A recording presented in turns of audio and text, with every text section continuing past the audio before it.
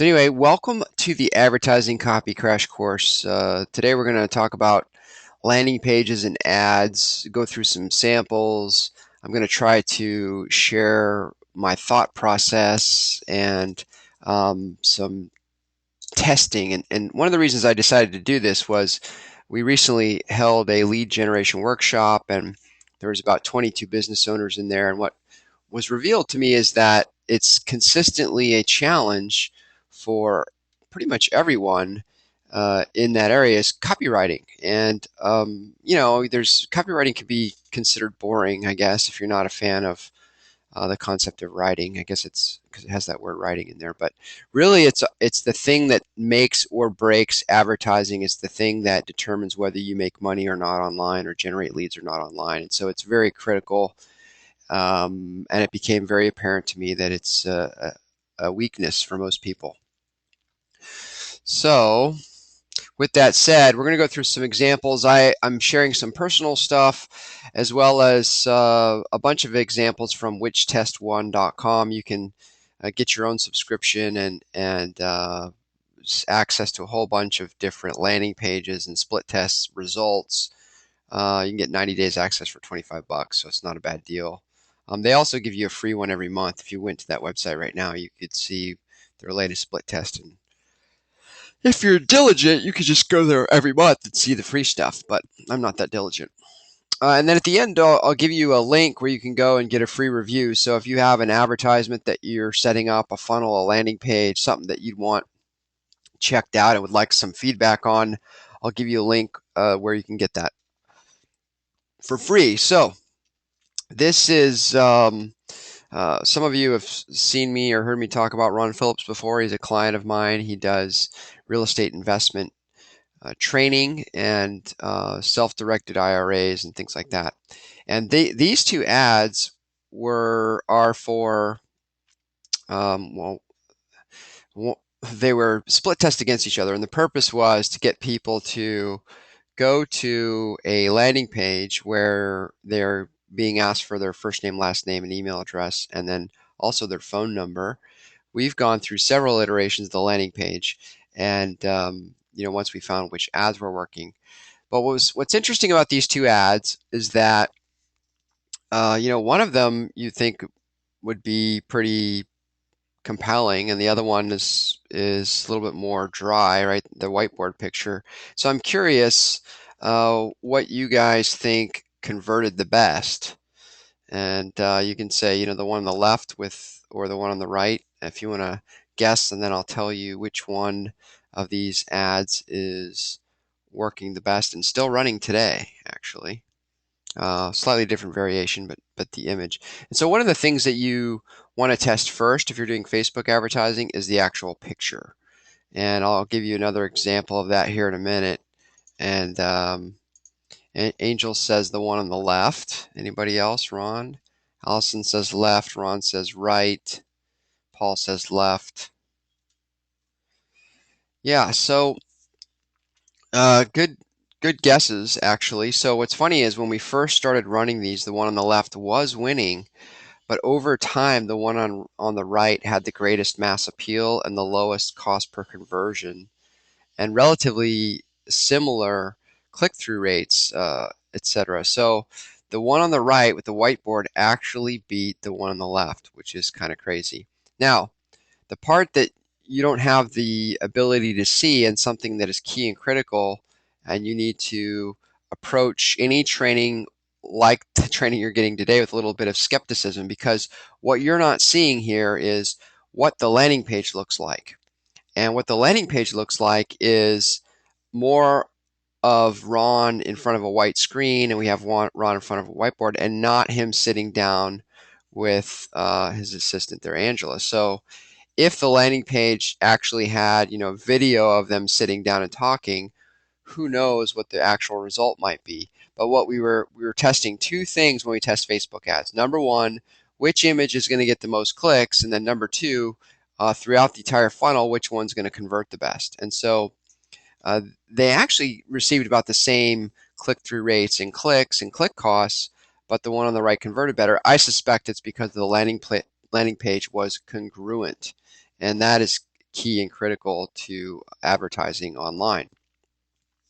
All right, so this is one that we did in for April. We actually ran it in March, I think, late March, for an event in April. It was for um, Henry Evans, who runs the local San Diego chapter meeting, and the event was actually where I was speaking about lead gen. And these are some of the ads that we tested. I'll show you another one that we tested as well. So I'll give you another shot here. Tell me which one you think had the best click-through rate and conversions overall of these two. Which one do you suspect worked the best? Paul says the one on the right. Anyone else? Angel says left.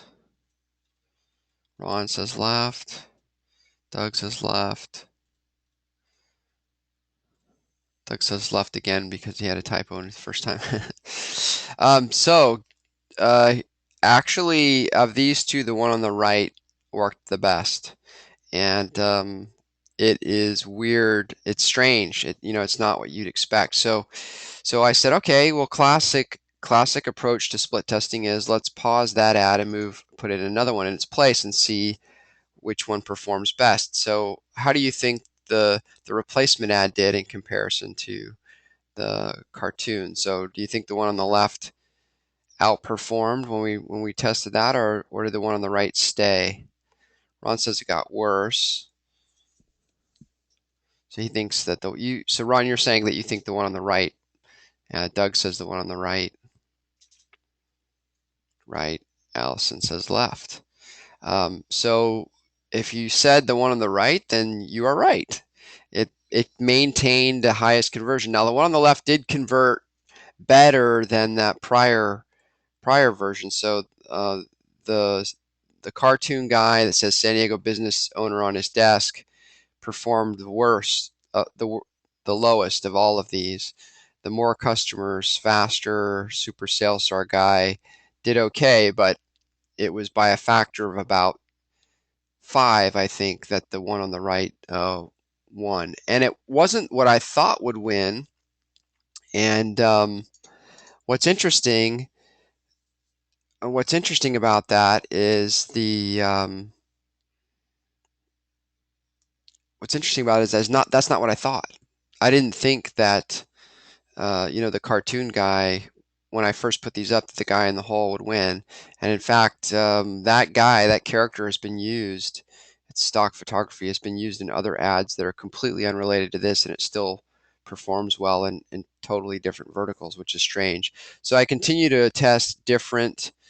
I can continue to test different pictures and see what works well.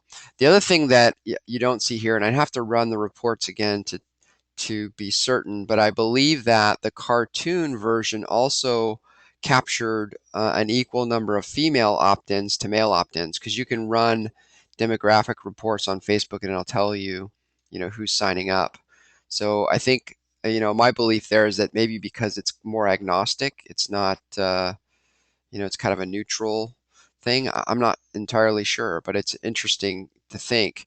And that's one of the keys in advertising, is to know your demographics. So this one is from Which Test One. In fact, the next few are from Which Test One. This was an email copy test, so I guess this went out in an email, and they tested, dynamically inserting the name of or the title of the person versus why you should care versus why should CMOs care. So CMO would be a chief marketing officer. So which one do you think is better? So um, what do you think if it was dynamically inserting the title of the person who saw the ad, or just saying the generic you, which is the one on the left? Ron says the one on the right. I'll give you guys a chance to type in your answers. Doug says right, which is the dynamic insertion, right? Dynamically inserting. Angel says the right is more personal because it's, speaking to the title. And that makes sense, right? Because we've all heard about dynamic keyword insertion and private URLs for postcards. But Allison is correct. It is the one on the left which says you. So why you should care about inbound marketing. That one outperformed the one on the right. So that's interesting because I think we've all been told, if you've been around advertising long enough, that referring to people as you, being more personal in your advertising works best, and that's just further validation there. This is an interesting one. So, which email newsletter sign up form? So, this obviously is embedded on a website. So, you have one on the left that's got the form plus a whole bunch of explanations related to the newsletter itself and less form fields. So, notice that the one on the right has 1, 2, 3, 4, 5, 6, 7 form fields, and the one on the left has 1, 2, 3, 4 form fields. So, what would your guess be on this one? Doug says the right. No, he changed it to the left. Angel says left. Allison says right. Yeah, so I don't know that this is a fair test because yeah, Paul says tough call, but it's the one on the right because it's less cluttered. And Ron said he guessed left, but he's not sure. So here's the thing, right? So the one on the right is less cluttered. In fact, that was my gut feeling, was the one on the right. But when I first saw this, I didn't notice that it has more form fields. And the more form fields you add to any landing page or opt-in page, the more resistance there is. So that the person doesn't want to fill out a life story, right? And Waldo says the one on the left is too busy. So I agree. So I don't know that this is a fair test because you have two different length forms. You've got one that's 4 form fields with a bunch of text, and one that's I forgot what I said, 6, 7 form fields. So the one on the oops, let me go back. The one on the left did indeed win, but I think the reason it won is because it had less form fields. And I'd be curious to see what happened if they got rid of all the navigation on the right and the left, had the same number of form fields, and had a small headline and then some of those bullet points below it. I would bet that it would perform much higher, just based on my personal experiences. So here's another one. This is a landing page, pay-per-click landing page. And I thought this was interesting. I've never really tested this where you put the form on the right versus the left. One of the comments from the commentaries on this particular landing page from the Which Test One people was, when you move a form from one side to the other, so you switch sides, make sure you keep everything else the same. Otherwise, you're not really doing a true test. And that was kind of um, one of the things I found fault with in the last one I just showed you, which is there were too many changes to really track whether or not there was an improvement. So what do you think? Do you think it was the one with the opt-in form on the left or the opt-in form on the right that had a higher conversion rate? Any guesses there? No clue. Left says Paul. Opt-in on the left. Form on the left. Okay, so the answer is where the form is on the left. And some of you might know this, but there's been, I think I talked about this when we talked about heat maps and split testing in prior trainings. But the most heat maps, people kind of go read left to right. And so when you put the form on the left, I believe that the thinking there is, or the suspicion is, that because people start on the left, it it's more likely for them to fill it out, right? So that's an interesting test. Again, one of the things that you have to be aware of with all of these split tests and the information that is shared is they never tell you, was this Facebook traffic? Was this an email to their existing list? Was this an email from a JV partner? Was it paid traffic? That kind of thing. I think actually on this one they say it's PPC. So it says PPC. So it's cold traffic. So that's a valid test. That means in theory that we should be able to, if we're after the same group of people, we should be able to get similar results.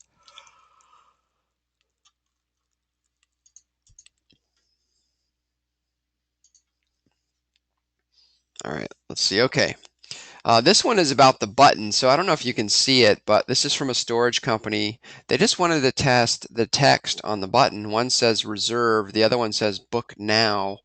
And so, which of those buttons do you think was the one that was working the best? Increased their reservations. What do you think? Paul says reserve. Um, Angel says reserve. So it's the blue button to the right, Doug.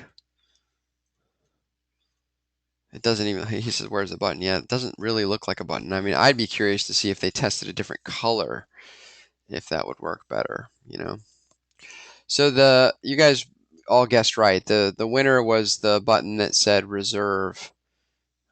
So you see on the far right where it says reserve instead of book now, which is interesting. I guess maybe because reserve sounds like less of a commitment, you know, because anybody can make a reservation and then cancel it, right? So you don't feel like you're stuck with the unit if you click the button. And that's the kind of stuff that we'll talk about here in a little bit. I mean, really, really thinking about the mindset of the person you're dealing with and your client avatar is an important part of trying to get stuff to work right out of the gate. All right, so this one's interesting. So you have a generic one versus a geo-targeted. So my understanding is that the generic one is on the left, the geo-targeted is on the right, and so if you were in the Northwest, you'd see this lady in the snow, and the other ones are pretty much nationwide. Is the green one. So which one do you think?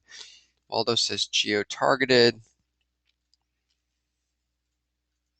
Geo says Angel. Geo, yeah, I think we'd all agree that Geo would work best. And this is also not a fair test in my opinion because doing this geo-targeting thing, what if they kept the current image and they just put the green one and put a different headline. um, it's easy to work with nationwide in Phoenix, Arizona, and then had a picture of the state of Arizona there instead of a car or something with a car in front of it. I don't know. But because they're completely different, it's kind of difficult to say if one really did convert better. But I will say this, when you look at the one on the right, it's very easy to see where the call to action button is, where the form field is. You can just notice that.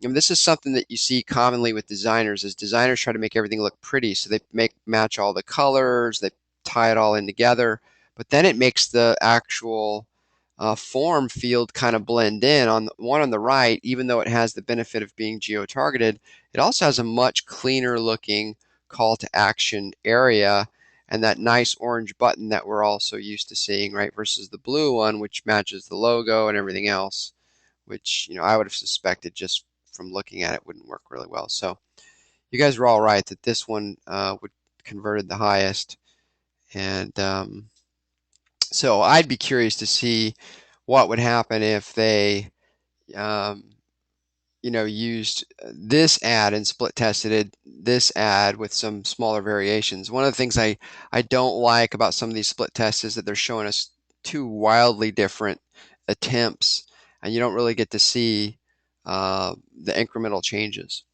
Now this next one's a good example of an incremental change. So one of these got 13% more customers to complete the form on the next page. So this is the multi-step style. So what I did is I overlaid the website on top of each other so you can just see the two. So there's one on the left.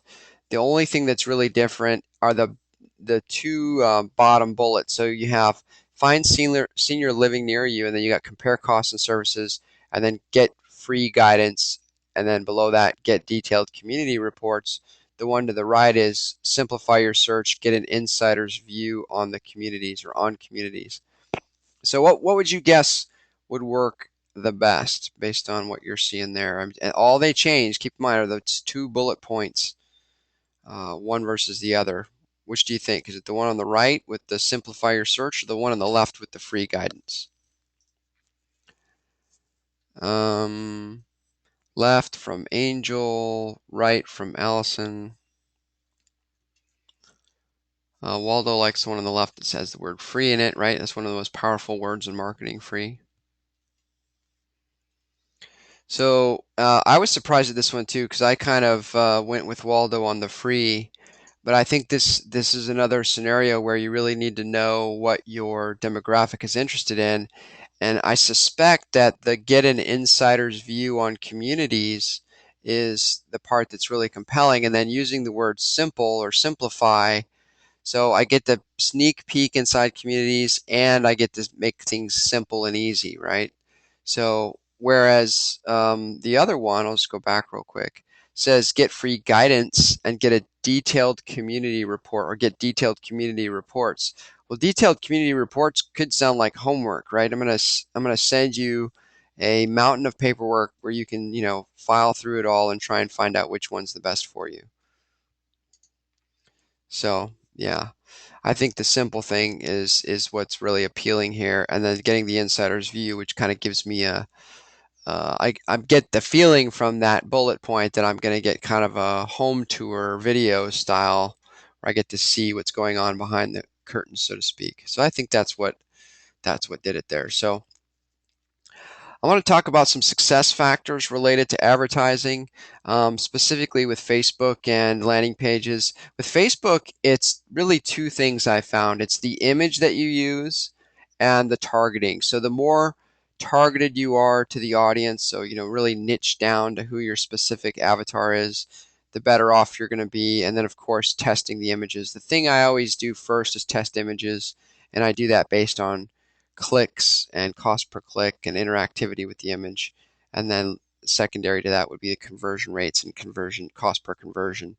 Um, for landing pages, the first thing you should split test always is the headline. That's probably the most important thing. One of the things that I see a lot of people make this mistake. I'm sure you've seen it as well, as they put their company logo above the headline or cool graphics or something. And really all you're doing, and this is particularly true when you have cold traffic and you're sending somebody to a squeeze page, really all you're doing is distracting from what you want them to read, which is the headline. And the headline is what drives them to make the decision to sign up, right? Then bullets followed by the CTA. So in some of the examples I showed you, there was those buttons, right? And we saw, like on the insurance ad one, for example, that it had different buttons there. So they have a big red search button on this one, on the senior living one. On this one, we have the orange go button versus the blue, which I think stands out. So your call to action, so the area where people go to put their information, I believe is something that you really need to think about. And that's one of the benefits of using, existing tools, existing templates for landing pages, because a lot of times that stuff is done for you. And then the bullets, as you saw in that last ad, the bullets can actually make a difference in your response, because once they read the headline, you want just enough information for somebody to make a decision to take the next step. And then the CTA, or the call to action, needs to be clear enough for them to know where to go to take that next step, right? Which Dan Kennedy would call the way to respond. So here's the thing, though. This is the thing that I found to be the most common issue with people advertising and the mistakes they make related to their landing pages and their ads. There's two things. One is congruency. In other words, they see a Facebook ad, and then when they click the ad or the banner ad or whatever, and they go to the landing page, it's so completely off and completely different that you can't even tell that you're in the same universe, right? So make sure they're congruent.